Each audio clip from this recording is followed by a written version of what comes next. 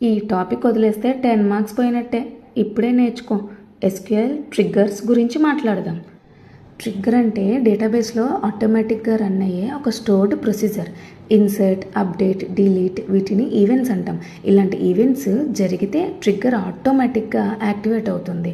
So ఈ activated triggers 3 types: before trigger, after trigger, instead of trigger. ఈవెంట్కి ముందు trigger అయితే బిఫోర్ ట్రిగ్గర్ అని, ఈవెంట్ తర్వాత ట్రిగ్గర్ అయితే ఆఫ్టర్ ట్రిగ్గర్ అని, ఈవెంట్ ప్లేస్లో ట్రిగ్గర్ అయితే ఇన్స్టెడ్ ఆఫ్ ట్రిగ్గర్ అని మాట్లాడతాం మనం. ఈ ట్రిగ్గర్ని క్రియేట్ చేయడానికి ఒక సింటాక్స్ కూడా ఉంది. Create trigger, trigger name. టేబుల్కి నేమ్ ఇచ్చినట్టు ట్రిగ్గర్కి కూడా మీకు ఇష్టమైన నేమ్ ఒకటి ఇవ్వాలి. దాని తర్వాత ఈ ట్రిగ్గర్ అనేది ఎప్పుడు జరగాలి అనే దానికి బిఫోరా, ఆఫ్టరా, ఇన్స్టెడ్ ఆఫ్ అనేది కూడా ఇవ్వాలి. ఇన్సర్ట్, అప్డేట్, డిలీట్లో ఏ ఈవెంట్ అప్పుడు నీకు ట్రిగ్గర్ యాక్టివేట్ అవ్వాలో చెప్పాలి.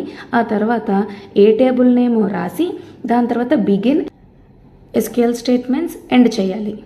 All the very best.